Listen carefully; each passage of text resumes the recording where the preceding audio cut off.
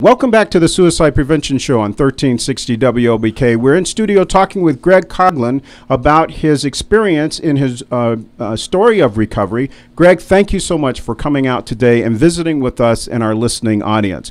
Before we took the break, you were talking about acceptance. You talked about the role of how using drugs caused your problems to be worse. So tell us a little bit more about the story. Well, sure. Well, I left off where the psychologist caseworker had me promise to tell her if I had to slip, and sure enough, I did. And she says, "Well, look, either you stop right now today, or you can never come back to our program." And she intervened. That was really an extreme intervention. I have not seen that type done since or heard of it, but just the same, it worked with me. I valued the place. I valued the guy the buddy I met there to move into a nice Lincoln Park apartment in Chicago. And at any rate, I quit, and that was in '85, and hopefully that is the last of my usage. Well, sure enough, from '85 to '93, I had really good health. I didn't make it real successful in the business world like my family, but no more hospitalizations. I was a house painter. I was mostly a courier driving, like specialized type of deliveries, courier work. And I took my medicine the way I was supposed to. But then I hadn't completely accepted the illness. And even though the treatment was in there, which is the third part of the talk, is the treatment was in place, the medicine, the therapists, the doctors. I was doing pretty good in those areas. The acceptance part was missing the fact that I would have to take medicine very probably the rest of my life. So I told my doctor, I says, "Look, I know some other people that were able to get off their meds." And he says, "Yeah, I know some people can, but I don't think you're one of those." And he didn't want to. And I thought, well, gee, I'll go find another psychiatrist who will. So I did, and gradually, as she was slowly weaning me off the meds, I was getting more symptomatic, but I wasn't realizing I didn't have the insight that I do now. I didn't realize how sick I was getting. And so in '94, I wound up in a state hospital for 2 months. And they really had really good mental health workers there that were skilled in treating people with a dual diagnosis like me. And they really, really connected with me better than lots of other people had tried that even though I had quit using the dope, and I would also have to accept the fact that I needed medicine. It was not just a matter of living a certain way of life. And they also connected with me in other ways, too, that even though I had a fairly decent lifestyle, not real highly successful, but I hadn't done a lot of the work that like a lot of heavy drug addiction had damaged, like rebuilding my characters, my standard of living, my ethics, my morals. So I started on that, and sure enough, in '94, things just started really developing quality of life-wise. The acceptance was complete by then that yeah, I do have a chronic mental illness. I do need meds, probably the rest of my life, and unless 5-10 years from now I invent some miracle drug, I don't know. But ever since '94, when I was in a program at the health department, for just 10 months, they offered me a job there, part-time, then it developed into full-time, which is the last part of my story, because I kind of interwove treatment and coping skills together here a little bit. Coping by way of taking the meds, by way of living a good, clean life. I quit cigarette smoking, which mattered to me. It seemed to enable the meds to work better, actually. There's studies about that. But I don't go to bars at all because when you have one substance abuse problem, you can't use another to be really clean. So I try to live a pretty straight life. I get good sleep. I watch the caffeine. The only thing I'm really short on, like I mentioned earlier, is exercising. Work has been the best coping skill for me, and that's kind of part of my successes in the last section of my story. Work, maybe it's because of the work ethics my parents taught us all when I was a kid, but it really has given me the best quality of life ever. I have the best job I've ever had in my life. I work full-time for the health department as a consumer specialist, operating like a drop-in socialization center and teaching some recovery classes. I'm on a couple of pretty integral committees, one of which is a state committee that I meet other people from around the state called Evidence-Based Support Employment that is Wow. designed to get people with chronic mental illnesses like me back to work full-time Wow. if they choose to go to work full-time. But I'm doing a lot of really changing the mindset of mental health in Illinois. And along with that is my involvement with NAMI. That's a big success of mine. I'm a national trainer for a recovery educational class.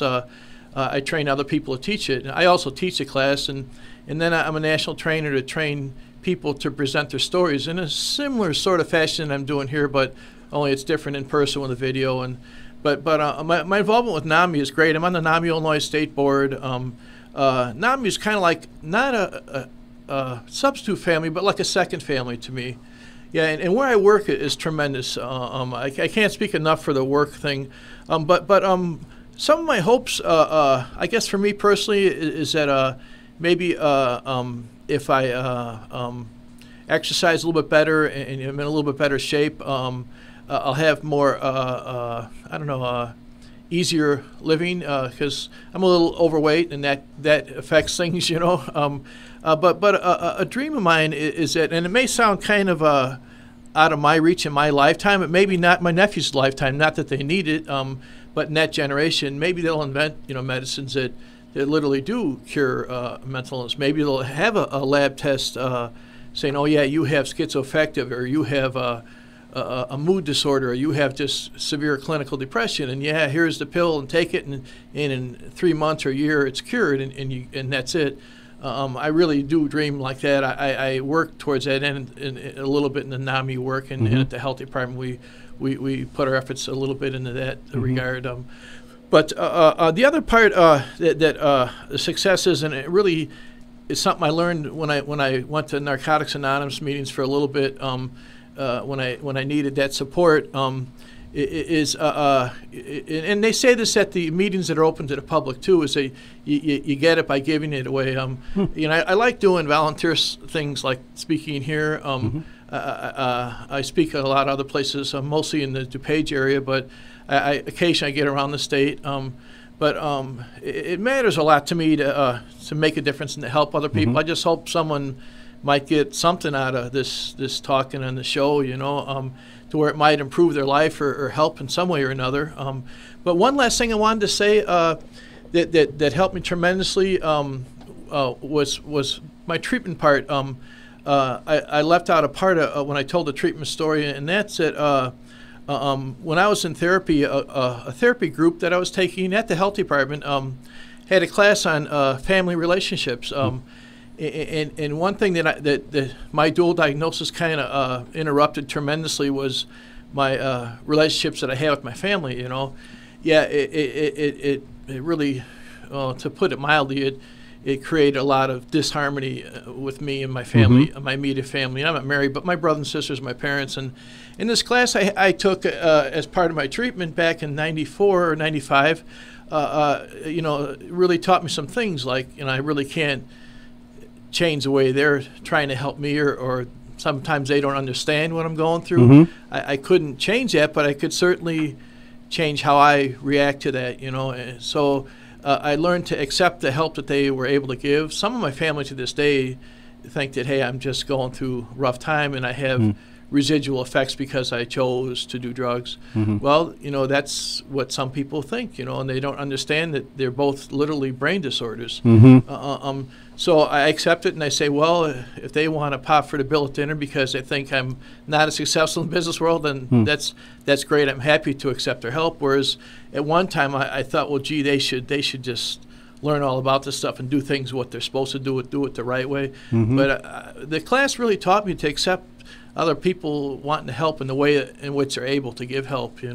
Fabulous. It's gone a long way in improving and repairing what I can in my relationships, you know. Yeah, so you're able to take a class about interpersonal relationships that helped you learn how to accept others where they were, and even if they are saying things that are inappropriate or out of their ignorance, the lack of knowledge, and those might be helpful, you found a way to accept them and stay in that relationship, and then also appreciate what they are actually able to give and what they're kind of like what they meant to do or where their heart is instead of what might have been more helpful. Right, or what I thought would be more helpful, you know, because I couldn't put you can't force someone to learn about something they don't want to. Right. You know, you can try, but we don't get very far with that, although we try a lot. Yeah. Okay. You know, something else I'm struck with in your story is that you talk about having gone off the medication because you had been on it for a while, and a lot of times people have this type of question.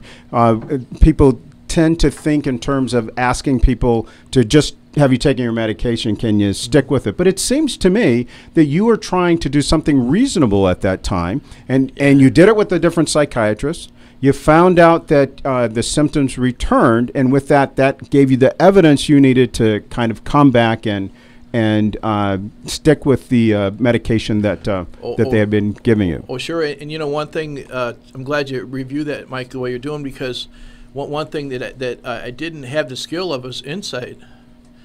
What was insight into when I'm getting sick. Now, with a lot of help I got from working with the mental health professionals, is I learned myself, and if I am getting an increase of symptoms, to recognize it right away. So if the meds need to be tweaked, they get tweaked.